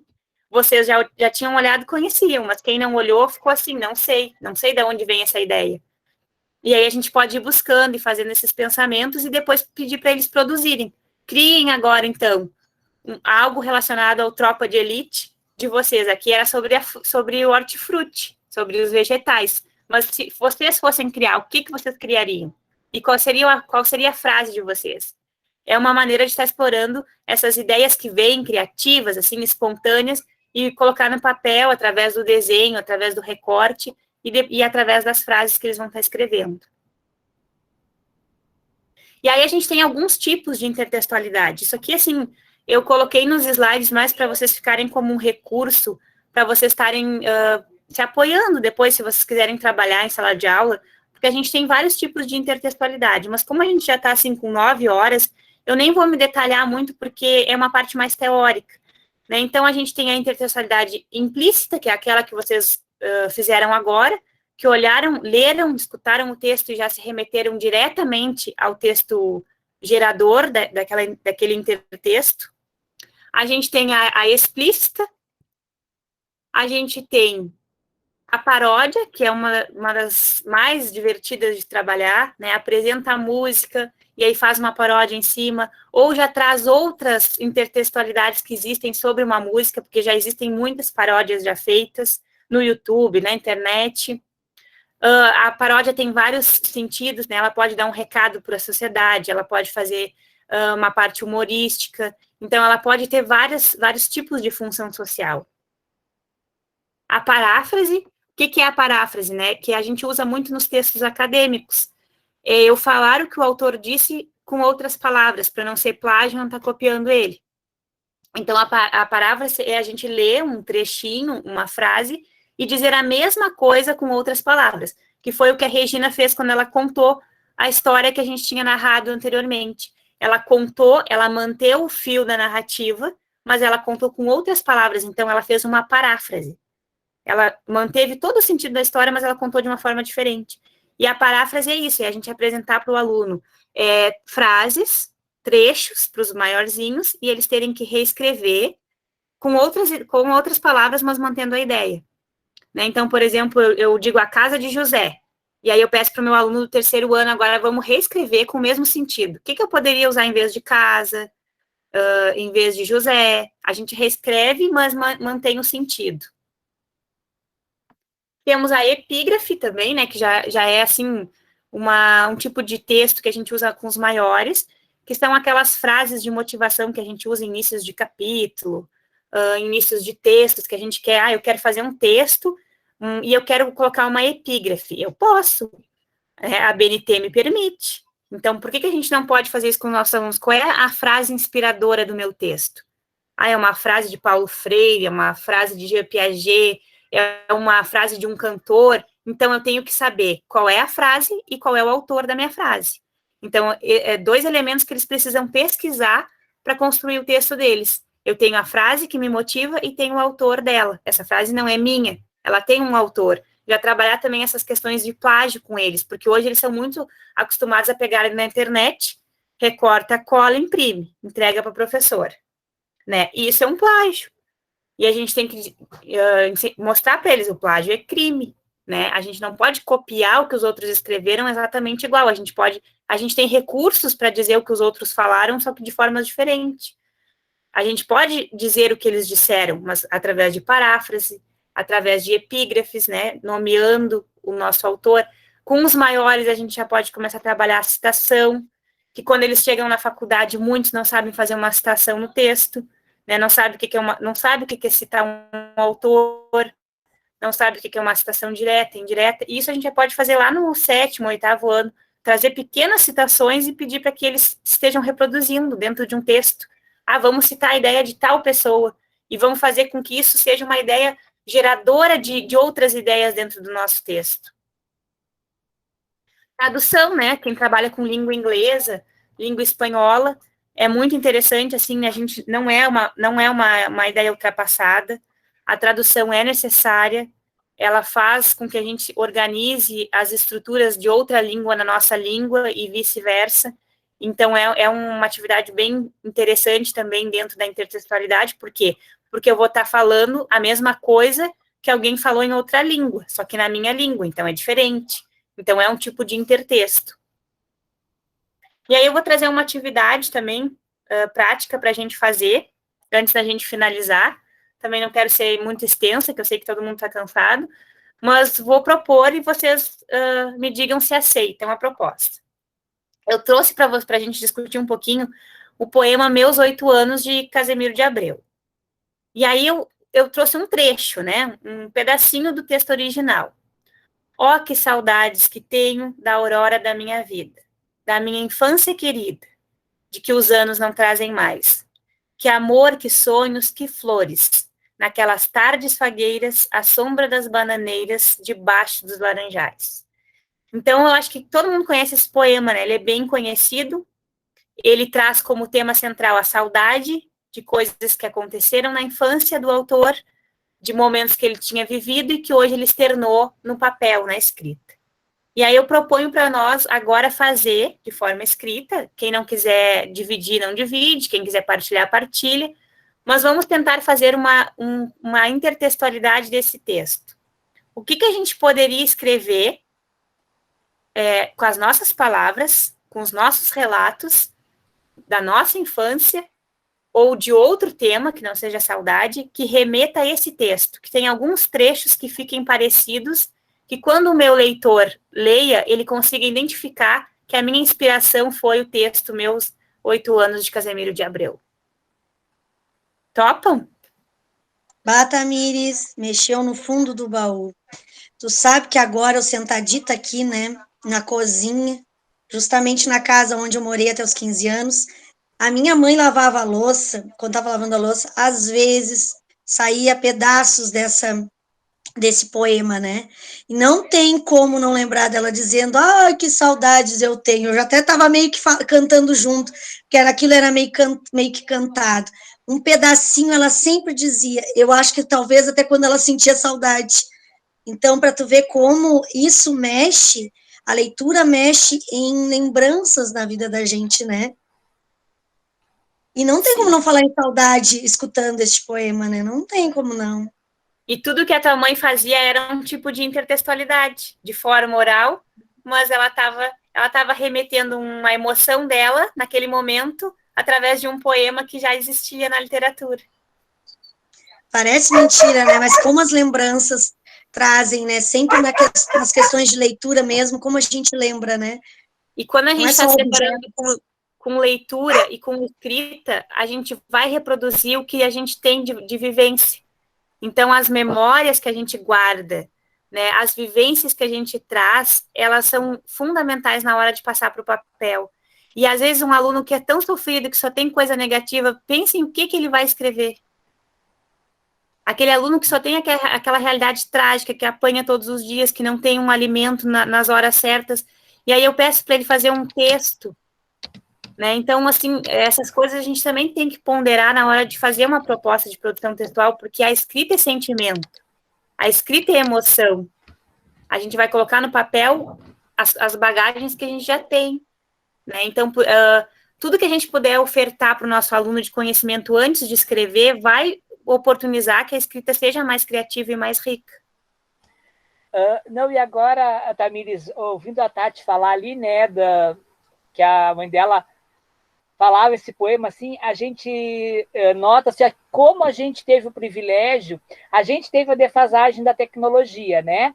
Mas como a gente teve o privilégio dessa contação oral passada dos nossos pais para a gente. Exatamente. Sabe? Que se perdeu hoje, que se perdeu muito, né? Porque as famílias não têm mais tempo. Então, as crianças ficam onde? No celular.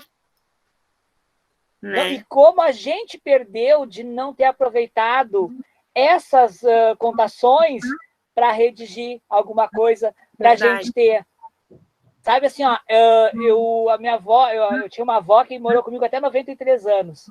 Então, assim, ó, todas as tardes, quando a gente sentava depois do almoço, vinha aquelas histórias, sabe? Ela trazia aquelas histórias. E como hoje eu me arrependo de não ter redigido algumas coisas, escrito algumas coisas que ela falava. Porque, assim, ó, a gente vê hoje, se tu traz esse poema para os nossos alunos, claro, eles todos viram, mas a riqueza de detalhes que a nossa geração tem em relação ao tema ali proposto é outra coisa. Entende? E aí, assim, ó, tu vê que hoje isso se perdeu. Vai sair assim, uma coisa básica ali, ou muitos não vão nem querer fazer, não vão ter subsídios para fazer, porque não tiveram esse contato que a gente teve com os nossos familiares, assim. Porque no final das tardes, todos nós, né, com certeza, a gente tinha o momento de sentar com os pais, de ter esse contato com os pais. Né? E hoje, se tu tem assim, ó, é muito pouco, e nessa pandemia se tornou menor ainda, porque tu tem que dar conta de outras coisas com os teus filhos e que tu não chega a ter esse momento prazeroso de contar uma história, de relatar um fato, sabe? Assim, ó, hoje a tua aula mexeu com a gente, hein? E isso aí vai fazer toda a diferença na hora que o meu aluno for redigir, que ele for escrever. Né? Então, está tudo interligado com a produção de texto. Parece que a gente está indo para outro assunto, mas a gente não está. Toda essa vivência, esse contato, essa emoção, né, esse partilhar ideias, isso tudo faz parte da minha organização na hora que eu vou escrever.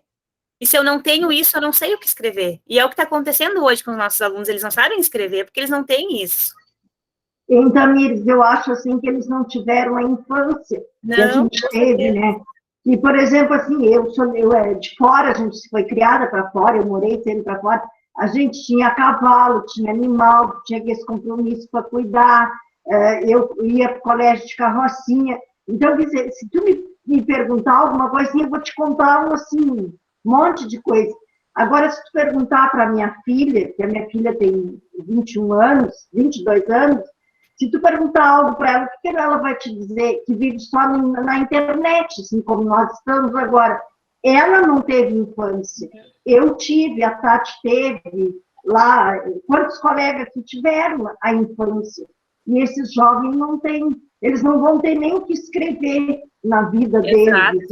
Exatamente. Agora mesmo assim, né, Tamires, a Tati estava chorando, eu também.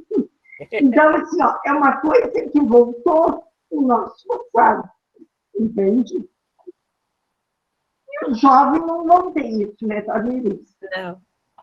Não, e assim, ó, e que coisa boa que a gente consegue tocar nessas referências nossas, né?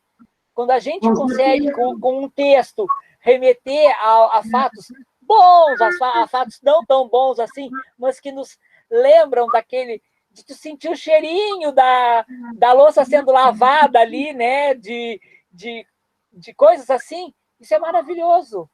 E essa é a função que os nossos textos, E a nossa escrita tem que despertar nos nossos alunos, aí eles conseguirem chegar lá naquele ambiente e sentir o cheirinho do bolo de chocolate que a avó, que a mãe fazia, né? Sentir o cheirinho da terra molhada quando a gente fala da chuva. Eles têm que ter essas vivências, esse imaginário, essa criatividade que está morrendo, que está se perdendo, e muita culpa disso é as tecnologias. As tecnologias são boas, claro que são, nos facilitam a vida, mas ao mesmo tempo elas nos rompem com algumas coisas que fazem toda a diferença na nossa caminhada, enquanto ser humano. Agora eu falo assim, enquanto ser humano, nem é enquanto escritor. Né? Essas memórias que vocês têm de saudade, talvez se a gente perguntar hoje para um adolescente do que tu tem saudade da tua infância, nem vai ter. Não vai nem ter saudade, porque nem teve momentos para viver e partilhar. Né? Então, é um resgate que a gente faz, assim, bem emocional mesmo, né? Que mexe bastante com a gente. Por exemplo, assim, nos dias de lua cheia, que era bem clarinho, né? A gente brincava de pegador, tinha de margarida. Hoje a gente nem... Eu, Aurestina, eu nem sei mais cantar aqueles brinquedos que a gente cantava, sabe? A coisa mais boa do mundo, hoje uma criança na rua, o maior perigo de ser roubarem a criança, né? Hoje a gente está todo mundo chaveado, todo mundo trancado. Até lá fora, hoje em dia, as pessoas, a maioria, vivem trancados, né, por causa dos assaltos. Então, quer dizer, isso tudo morreu, né, gurias, isso tudo. Essa infância maravilhosa que nós tivemos não existe mais. O perigo, sim, tomou conta, a maldade tomou conta de tudo isso, né, gente? Sabe, eu vou ter que compartilhar, e quem me conhece, a Tamires sabe, eu amo contar histórias, né, assim, é algo que me leva, me tira do planeta aqui e me leva para outras dimensões, e é um fortalecimento na minha alma, é incrível, assim, o quanto me faz bem, e isso tá lá na raiz, porque a mãe era professora, e ela fazia os planejamentos dela, depois que fazia toda a lida da casa. E o pai trabalhava na fábrica, então ele ficava um bom tempo à noite na fábrica. E nós éramos pequenos. E aí, para bem dela conseguir contornar tudo, porque a gente não conseguia dormir muito cedo, ela botava um pano, um acolchoado desses, bem antigo, embaixo da mesa, com os travesseiros. E nós ficávamos embaixo da mesa. E ela ensaiava, eu nunca vou esquecer da Chapeuzinho Vermelho, da Branca de Neve, ela ensaiava as historinhas que ela ia contar no outro dia, fazia os sons dos personagens, e a gente escutava e acabava dormindo embaixo da mesa, né, para depois ela nos levar para a cama. E hoje, toda vez que eu vou contar a história, e aí vem umas lembranças fortes, eu me lembro dela fazendo da bruxa, né, e eu tinha um medo desse tinha uma vizinha que fazia esse barulho, eu quase morria de medo de sair na frente da casa, porque eu achava que ela era também bruxa. Então, o que a criança faz com aquelas vozes que a gente faz na contação de história, e a escrita é essa leitura em movimento dentro da gente, né? É uma entrelaçada na outra. Só que aí, sempre quando eu vou contar a história, eu lembro das vozes que ela fazia, e assim, gente, era o básico do básico que ela tinha, ela não tinha tantos livros, e eram livros caros, então ela comprava aquela coleção que durava anos, e que nós cuidávamos como se fosse nossa vida também, e aí nós fazíamos parte daquele contexto de ensaio, não tem como não mexer em lembranças, né? Então, a gente pode... Através de tudo que vocês falaram, o que a gente percebe? Que leitura e escrita também é um processo de terapia. Né? A gente alivia a alma, a gente se livra de sentimentos, de angústias através da escrita. Então, no momento em que a gente conseguir dizer para o aluno que ele pode escrever para se livrar de uma dor, de um sofrimento, é uma forma dele colocar para fora. Porque ele não tem condições de ir no psicólogo muitas vezes, que o psicólogo faz isso, tu bota para fora. Então, ele pode estar botando para fora através da escrita, através de uma produção de texto, através de uma história. Então, assim, a gente tem que enxergar a escrita com outros olhos e fazer com que os alunos também enxerguem essa emoção, esses sentimentos que estão dentro do ato de escrever. E eu sou suspeita para falar, né, porque eu sou uma apaixonada pela área da escrita e da leitura, mas faz toda a diferença na gente enquanto ser humano. Olha só, e tu colocasses uma sementinha na gente que vai crescer cada vez mais, né? Porque eu tenho certeza que nenhum de nós que vai sair hoje, né, do nosso curso aqui, vai ver a produção textual da mesma maneira que a gente via antes. Vai dar o significado da produção textual a partir de hoje, para a maioria, deu uma mudança. Sabe, assim, ó, porque tu vê assim, o rico material que tu tem de aprendizagem com o teu aluno, que às vezes passa batido. Como às vezes a gente tem tanta coisa para desenvolver de conteúdos e coisas, que a gente acaba deixando uma folhinha com uma tirinha para eles terminarem de escrever o texto, né? E que riqueza de material a gente pegou hoje, com coisas simples, que tu transforma a tua aula numa maravilha. Já estamos querendo 2, hein? Coisa boa ouvir isso, porque assim, eu me emociono, porque é uma coisa que eu gosto muito, assim. E eu acho que quando a gente enxerga a escrita de uma outra forma e consegue fazer com que os alunos enxerguem que escrever é muito bom, que a gente consegue fazer muitas coisas, e a escrita é para sempre. Ela conta história, ela fica por anos, ela vai mostrar a nossa geração daqui a 10, 20 anos, né? Então, assim, eu sou muito apaixonada e eu gosto muito de trabalhar com essa temática, assim, porque é algo que eu gosto muito. E aí, só para a gente finalizar, eu trago algumas ideias de produção textual para vocês, algumas ideias práticas, né? Então, a primeira ideia, assim, que eu trouxe é a questão do tirar o chapéu. Então, a gente tem uma expressão que circula hoje, fazendo intertextualidade, até um programa de televisão, né? Que tinha um programa de tirar o chapéu. Para quem que eu tiro o meu chapéu? Acho que era do Raul Gil, não sei se vocês lembram. Mas eu lembro da minha infância. Sábado à tarde. Então, eu pensei em fazer uma produção textual sobre esse tirar o chapéu. E aí a gente pode perguntar para o aluno, né? Tu sabes o que significa tirar o chapéu para uma pessoa? Aí eles vão dizer, eles podem não saber, é simplesmente tirar o chapéu da cabeça. E aí a gente pode contextualizar.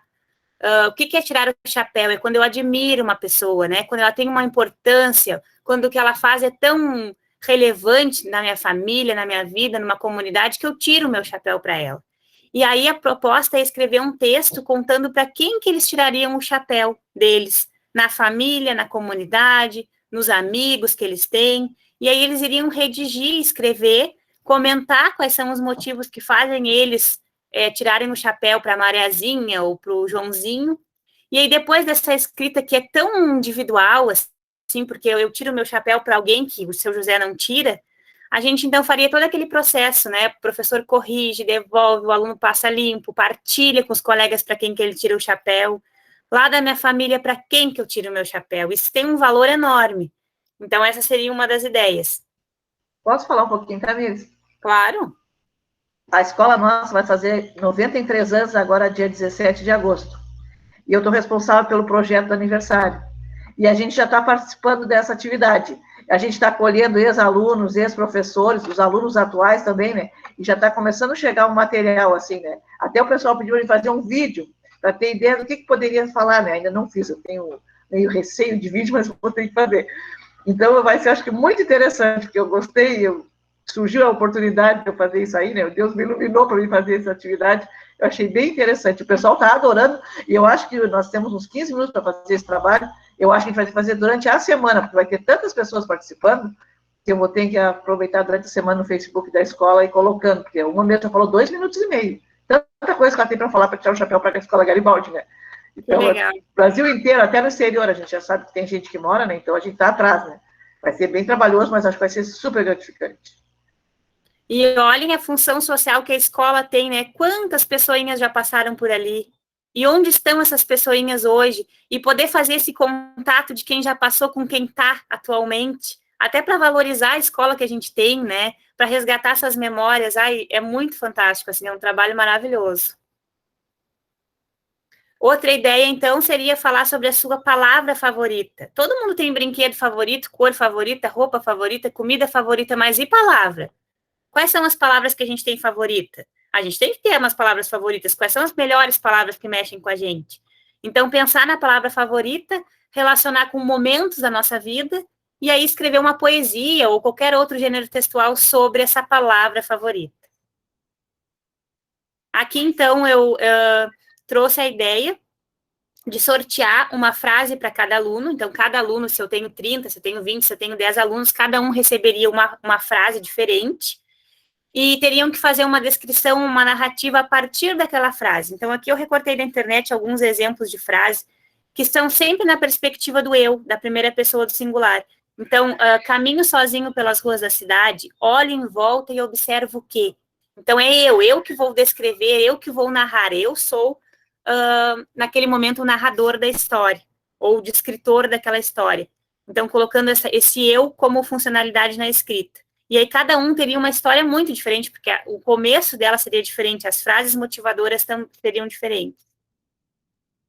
Falar sobre as profissões, né, fazer uma lista de profissões que a turma considera importante, sempre destacando, assim, desde as mais, consideradas mais simples, até as mais requisitadas, assim, contemplar todos os tipos de profissões, as que precisam de estudo, as que não precisam, para que eles consigam entender que eles, se eles não seguirem os estudos, se acontecer alguma coisa que eles não consigam ser um engenheiro, um médico, eles também vão ter o valor deles na sociedade, né, porque cada pessoa tem um valor, cada profissão tem um valor.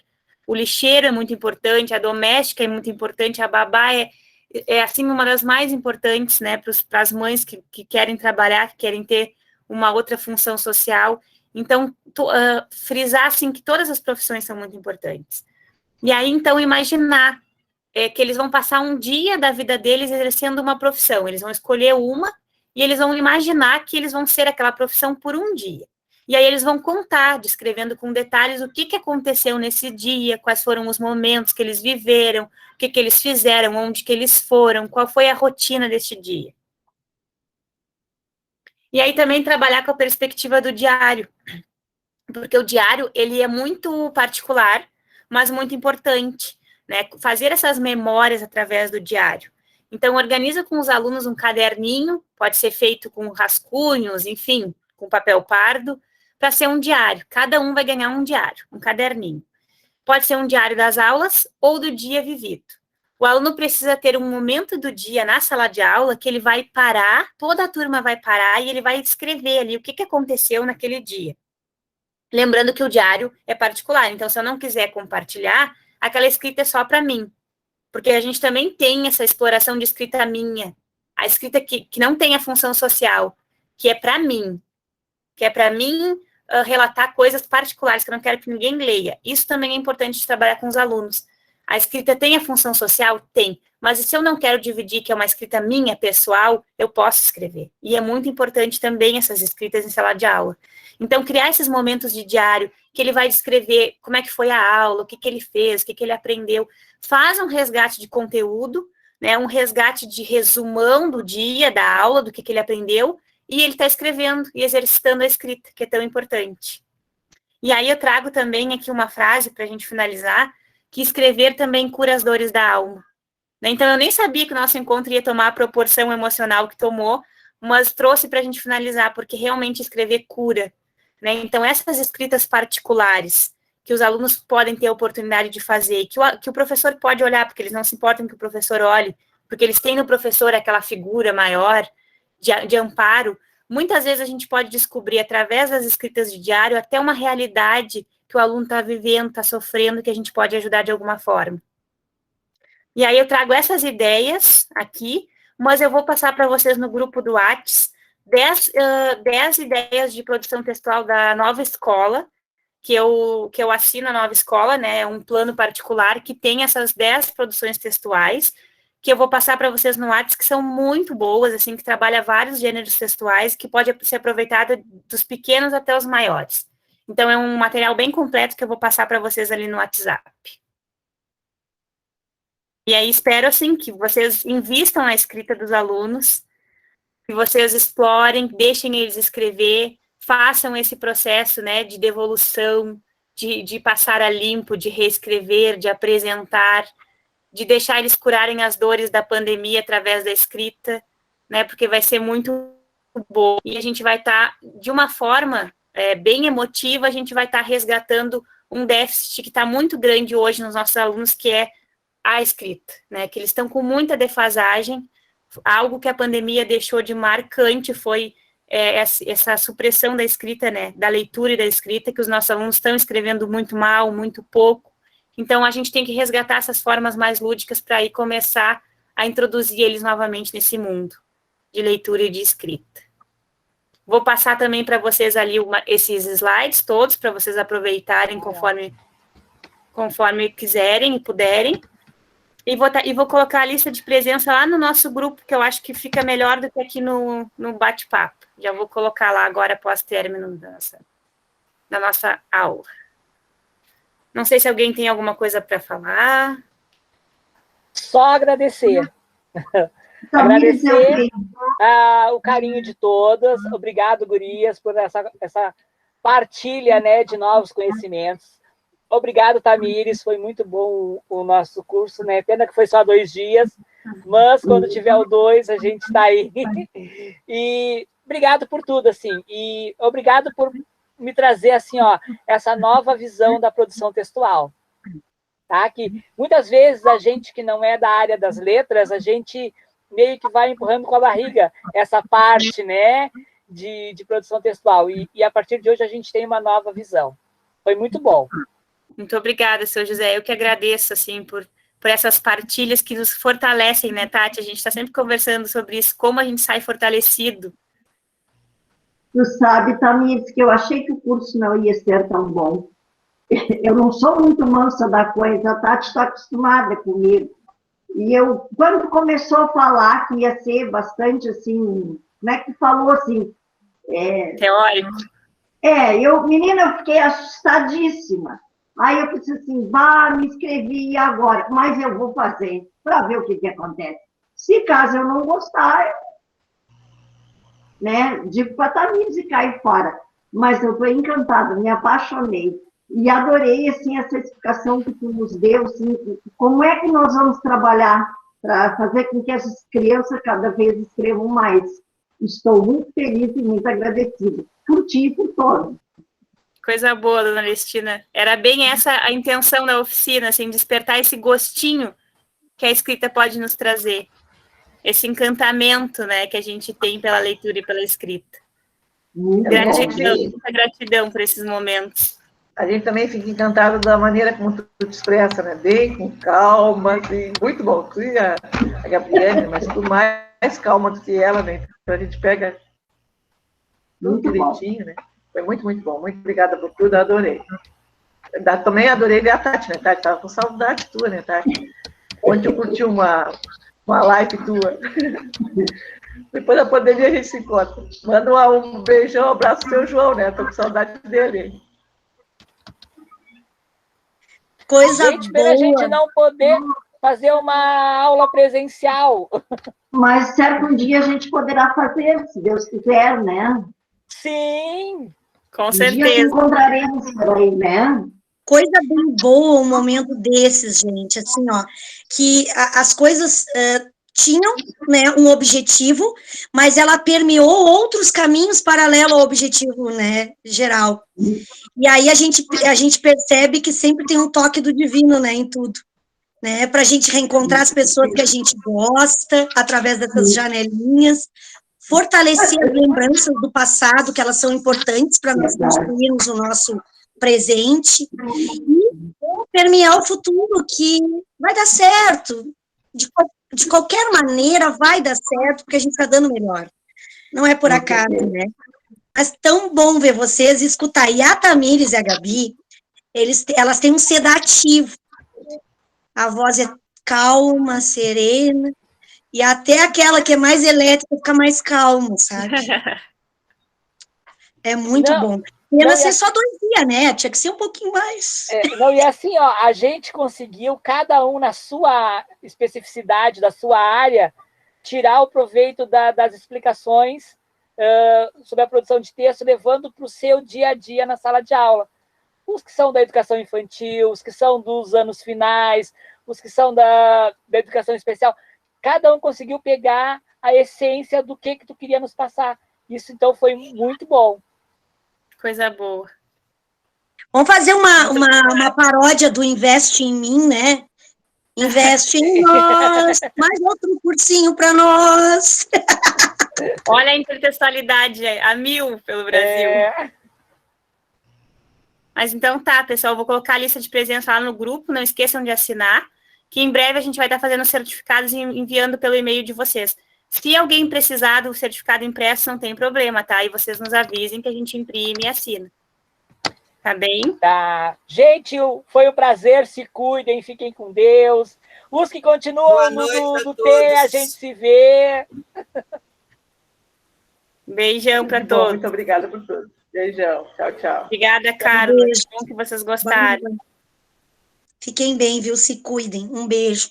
Isso, Fiquem bem. continuem se cuidando, isso é muito importante. Tchau.